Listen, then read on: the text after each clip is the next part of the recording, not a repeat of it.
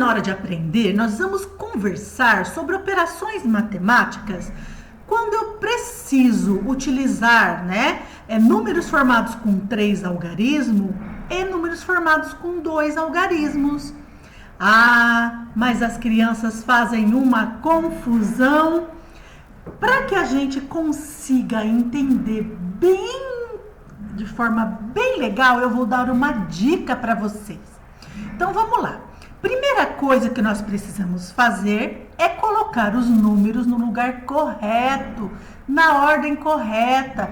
Lembra, o número é posicional, dependendo a ordem que eu coloco, a coluna que eu coloco, a posição que eu coloco, ele tem um valor.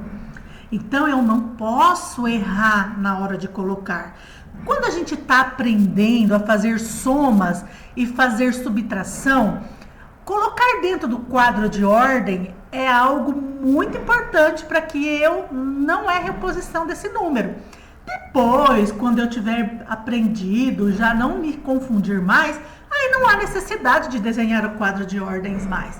Mas no início é muito importante, tá bom? Então vamos lá. Primeira coisa, nós vamos colocar o número 234 dentro do quadro de ordens. E aí, ele fica 2 na ordem da centena, 3 na dezena e 4 na ordem da unidade. Aí eu preciso colocar o número 23. O número 23 tem apenas 2 ordens.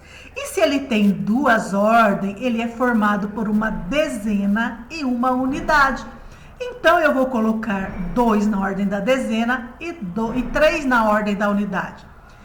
E aqui, professora, na ordem da centena vai ficar sem nada? Horas, aqui a gente vai usar uma regrinha, uma dica importante. Além do sinal, é claro, porque eu vou precisar, colocar aí o sinal à nossa esquerda, para saber qual é a operação matemática que eu estou fazendo, para eu não esquecer, mas eu vou preencher com o número 0, porque eu preenchendo com o número 0, eu deixo pareado as ordens, as posições numéricas, e eu não esqueço que ali, embaixo do número 2, na segunda parcela, a primeira parcela é 234, a segunda parcela é o 23. Então, ali na segunda parcela, bem na sequência, bem embaixo do número 2, eu vou colocar o 0. Por quê? Porque o número 23 é formado por 0 centena, 2 dezenas e 3 unidades. Aí, então, é só fazer o cálculo. Como é uma adição, gente, use os dedinhos. Vocês sabiam que os dedinhos estão aí para serem usados? Não tenham vergonha. Utilize os seus dedinhos para fazer os cálculos matemáticos, tá bom? Então, coloca lá 4 dedinhos, lá na ordem da unidade. Nós começamos as operações matemáticas pela ordem da unidade. Então, vamos lá. 4 dedinhos mais 3 dedinhos, eu tenho 7 dedinhos, ou seja, 7 unidades. 3 dezenas mais 2 dezenas, eu tenho 5 unidades. Desculpa, 5 dezenas. E lá na ordem da centena, 2 centena mais 0 centena, eu vou ter 2 centenas. E o resultado da minha operação matemática vai ficar 257. Muito bem. Para que a gente faça agora a operação matemática da subtração, eu vou usar os mesmos números, o número 234, só que agora troquei o sinal, é um menos, porque é uma subtração, menos 23, que aí nós vamos utilizar o mesmo raciocínio.